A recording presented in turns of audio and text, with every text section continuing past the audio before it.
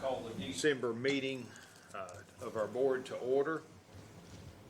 And I'm checking to see if we have any individuals here from the general public for our public comment session. We do not.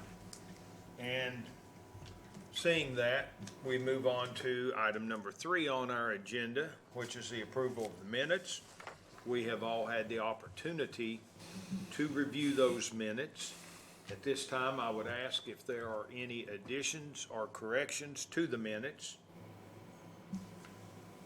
Hearing none, I would ask for a motion and second for the approval of the minutes. I'll make the motion for approval. Second. I have a motion second.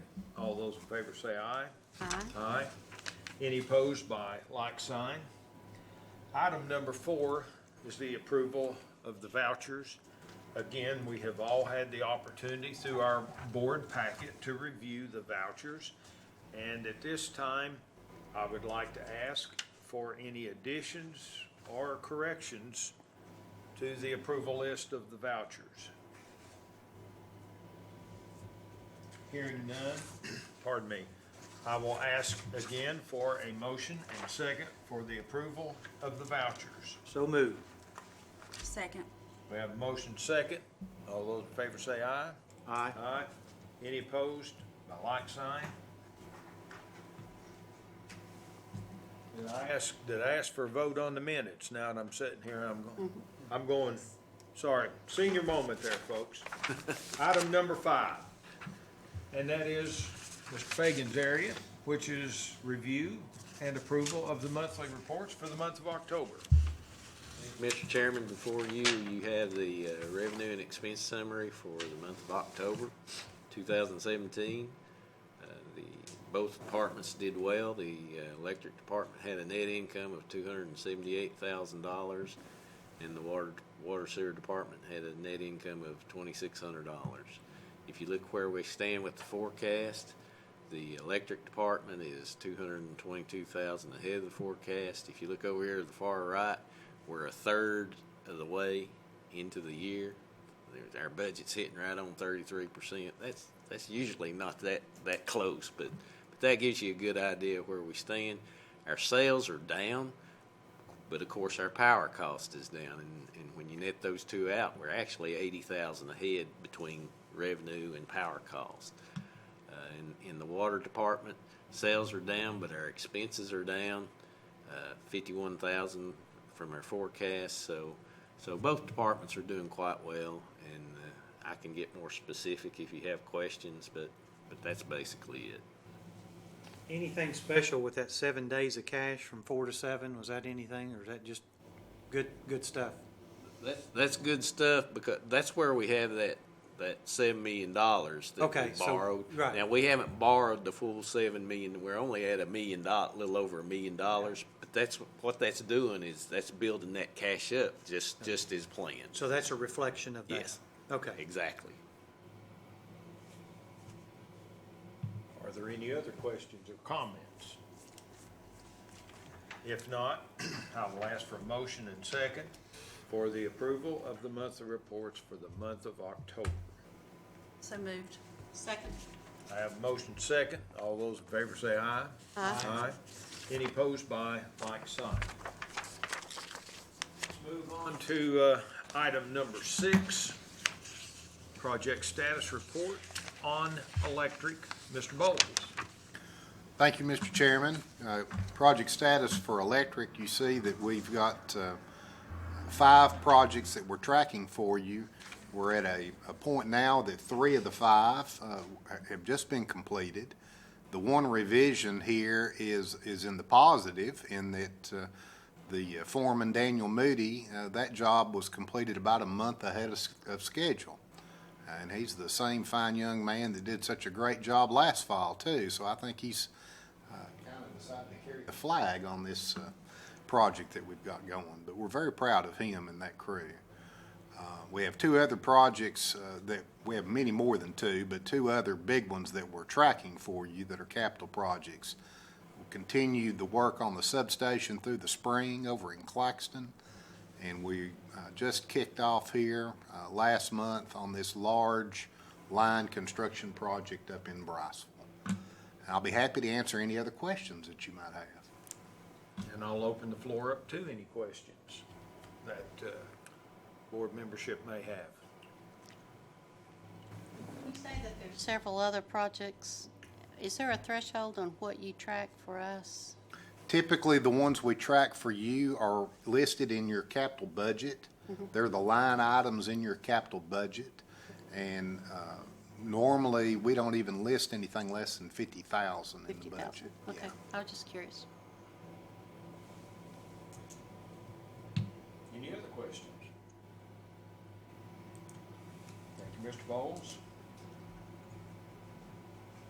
I'm going to, I was going to say, I'm going to check, but I believe this will be Mr. Fay that would like to comment on the Dan couldn't be with us water and sewer. this evening, and we are right on schedule and on time at the, for the repair and painting and cleaning of the clarifier. There's 24-inch ductile iron that's over 10 feet deep that we have to contract to excavate that up. We're trying to bring it up to a 5-foot level, which is more manageable for us, where we can get our equipment in there to do that kind of thing, and that is what we're working on doing right now. But all of that is on time and on schedule, and we should be doing excavation beginning in January and finishing that up by April. Any questions? All right, if not, let's move on to item number 7. And it is a, excuse me, it is a electric project.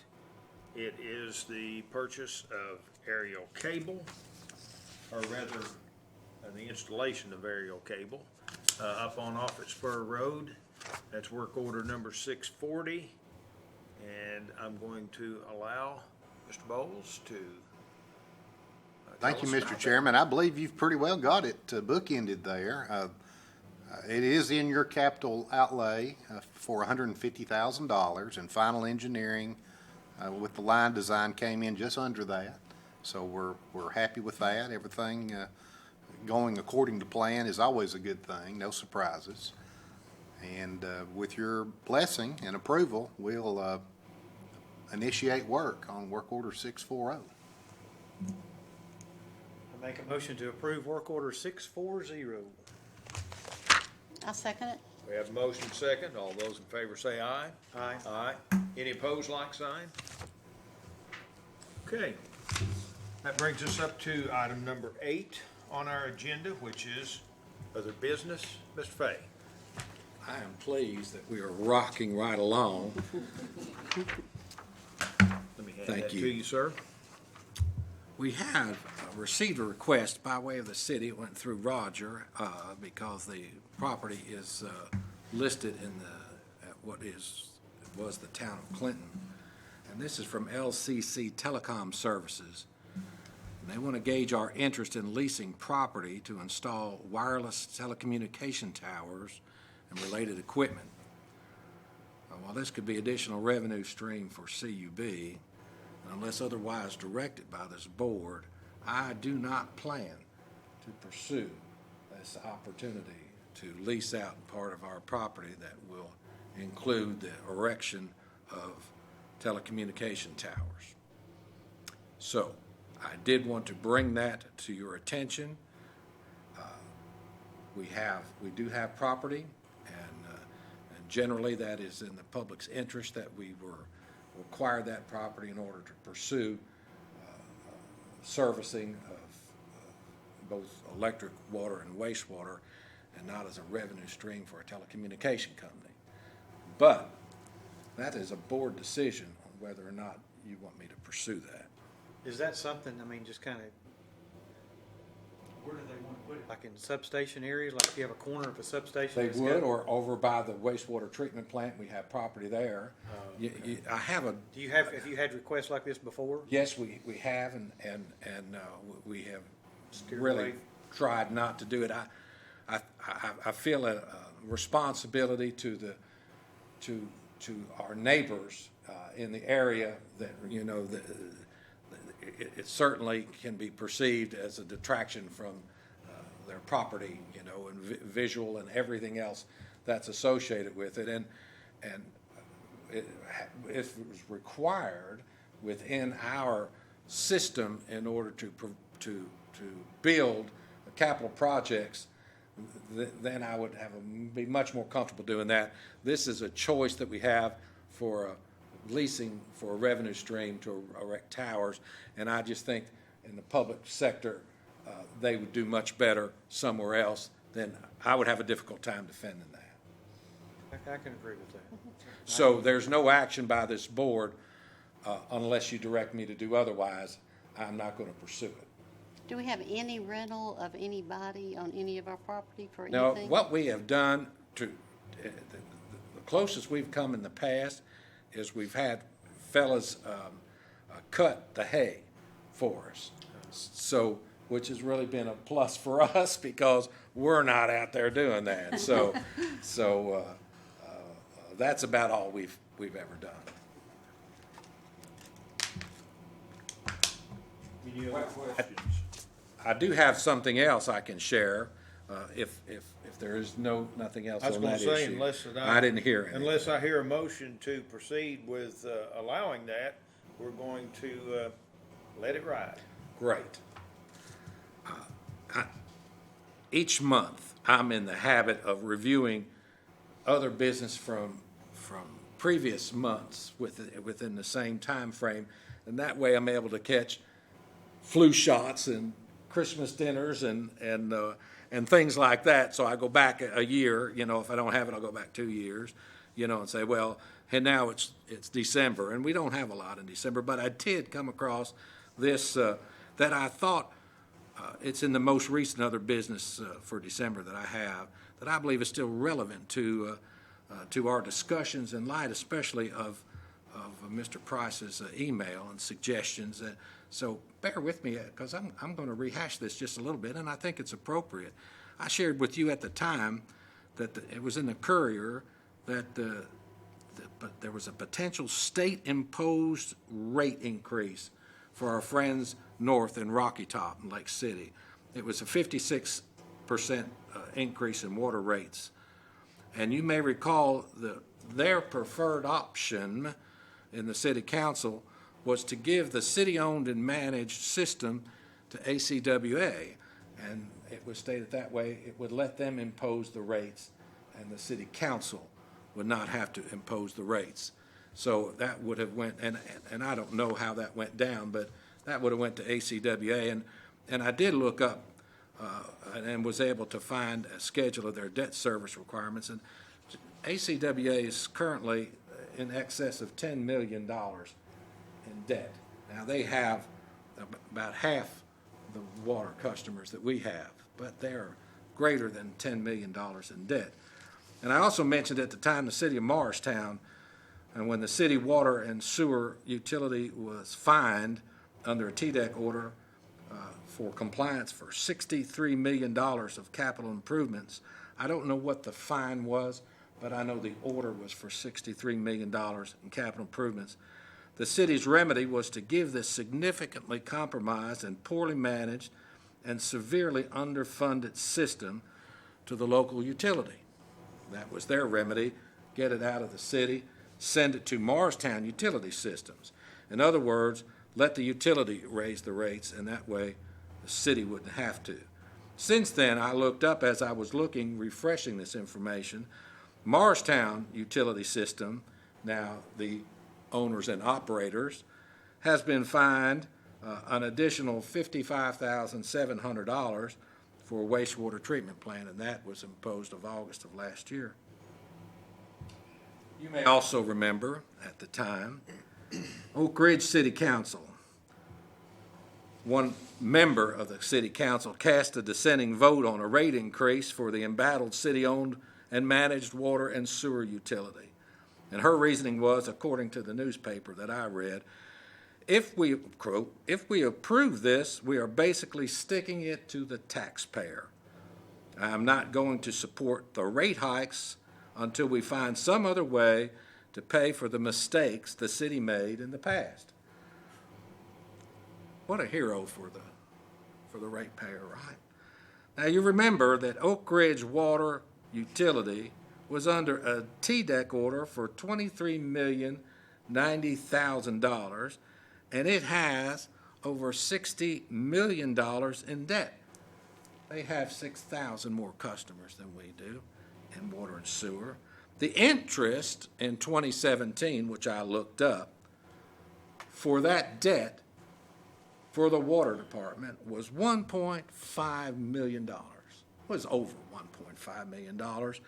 And the principal and interest for 2017 for that water department is over $3.9 million. Now, for our customers, that would mean a $600 a year increase or a monthly amount of over $50 just to pay the P&I.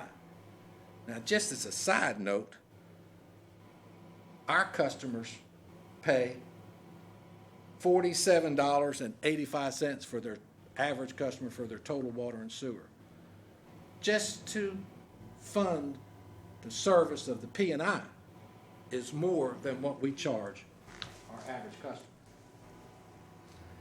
Oak Ridge rates for water and sewer are over twice what our customers pay. It's over $100. We pay $47.85. Just as we compare utilities around. Now, all three of these utilities had one thing in common. That is the rate-making authority, the control, and the oversight rested with the city council. No rate increase equals no political waves. Many of the heroes who rejected necessary rate adjustments, despite the facts, despite the needs, despite the science, have moved on and are no longer on city council. They got elected, they retired, and now the ratepayers, not the taxpayer, are faced with TDEC fines and orders and are stuck with crippling debt, draconian rate increases, and a failed system and little hope of relief for years to come. Oak Ridge's debt goes out to, I think, 2036. The city of Clinton made the right choice in organizing and supporting an independent utility board, which is what we are, and CUB has lived up to our mandate. We can feel proud of that, and the ratepayers of our system are beneficiaries of that. So I wanted to share those things with you because I can give you examples upon examples upon examples. All utilities are not created equal. We have no debt. We have zero debt in water and sewer. And these folks, our neighbor right down the road from us, is over $10 million. And I don't know if that counts what they're borrowing for this new line that went down to our wastewater treatment plant, because this was 2015.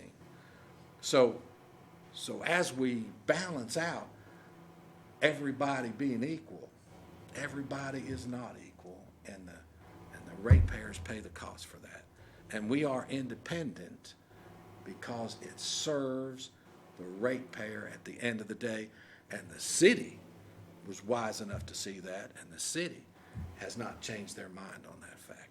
So I just thought it was relevant, and I wanted to share that with you. And next month, I plan on a comprehensive, I'm more than a 5-minute go through to better position the board as they make decisions going forward on how it specifically affects the CEO here at CUB and in response to what we all have just received, and which I had lightly responded to that, but I'm going to try to do a much more comprehensive job going forward as to the value that the board is getting for the high salary that it's paying. That's all I have, Mr. Chairman. Well, let's move on to item number 9, and I normally call on each member to see if there are any comments that they have prior to adjournment.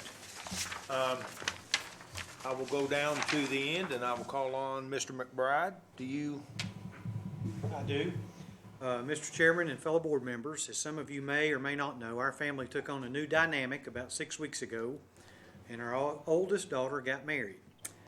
She married an employee of CUB, and it is for that reason that I am resigning the Clinton Utilities Board effective at the conclusion of this meeting. I have informed the mayor and feel as though to prevent any possible future conflicts of interest, it is in the best interest of my family and the company to do so. I've enjoyed my time on the board, and I hope that I have contributed in some way through the advancement of this company, and I'd like to ask that this be put in the minutes of tonight's meeting. So in response to that, everybody's been very kind, and I have enjoyed my term, and nobody has said anything to me about resigning. But I just think it's in the best interest. We all know how media can portray things, and I'll leave it at that. But again, CUB is a well-run company. My lights aren't off very much, and when they're off, they're only off for a minute or two.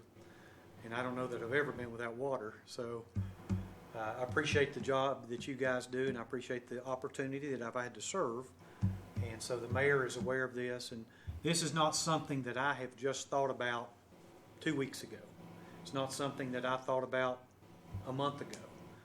During their time as dating, I did vote on a budget, and it kind of bothered me just a little bit, but I just think it's best. And with that, I appreciate you allowing me to speak. Ms. Harrell? I'm good. I hate to see Jim go. I think he's an asset to our board, and you'll definitely be missed, Jim. Well, thank you very much. Only thing I want to add is just a thank you to you, Mr. McBride. I think that what you have done in the time I've known you on the board and then before you've left a footprint and a handprint right on, in a positive way, and I appreciate you for doing all that. Well, thank you. His arm is a little sore because we've all been twisting it a little bit, but it hasn't worked. That's what I was gonna say. If I could make a couple of comments. Number one, I greatly appreciate the value, the views, the interjection of what I think has been exceptionally sound judgment by you, Mr. McBride. I'm one that said, you know, you don't need to do this, you know. But I also know that the times that we're in now, perception is reality. I can understand his thinking on it. I think I can speak for all of us, employees and board members, when we say you will be missed. Thank you. We thank you for your contributions. Thank you for your friendship, your professionalism. And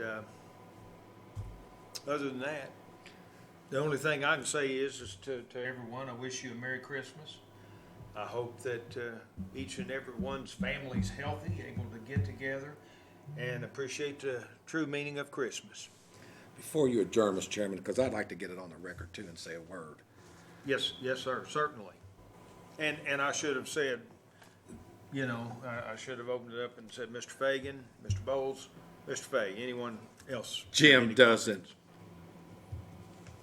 He would prefer nothing being said. I know that's part of his character, but I think it's worthwhile saying that rarely. I shared with the chairman. I have been here 40 years next week, and I cannot, in those 40 years, think of any board member that exceeded you in integrity and commitment and desire, and you have been for us an asset, and there is no question that there will be a void with you not being here for all of us, and you will be sorely missed. The only thing that really tempers the loss is the fact that you are not that far away. And after that big spiel about arm's length from the city and stuff. I will not talk to the city councilman McBride, but I will give my pharmacist an earful every time I think it's appropriate. Well, and these are things, I mean, as I've run my business, and you all have done this too, you've hired people and you know people, and for various reasons, people leave, they have, in my career, you have ladies and they'll have babies and things, but we were friends when we started. Yes. And we're friends when it's over. Amen. When it ends, so that part's there. I'm just glad she married a good hard worker. Well, I'm just- You'll never find anybody that'll outwork you. I'll guarantee you that. So, but again, thank you for those comments. And if I am erring, I want to err in the side of caution. Well, you have hair, So, well, just so you'll know. thank Big error, yeah. well, thank you. Mr. Fagan? I'll just say we appreciate your support, all that you've done for us. You've been a plus on this board, no doubt about it. And also, I'll say I always get sentimental at this time of year, and I appreciate all y'all and all of what you do to support us every month. You're behind us, you have our backs, and we really appreciate that. Thank you. Mr. Bowles? Ditto. Gonna miss you. Well, thank you. You've been a shining bright light. You've been very interesting and very interested in our business and never failed to ask questions. And that's, your engagement has been a blessing for me. Thank you. And as Dudley said, echo to all, thank you for your support. Thank you for your time and what you contribute. We appreciate it immensely. Our commitment is to talk to your replacement for 3 months. Isolated. Freeze them out. Obviously, that was in jest. We're adjourned.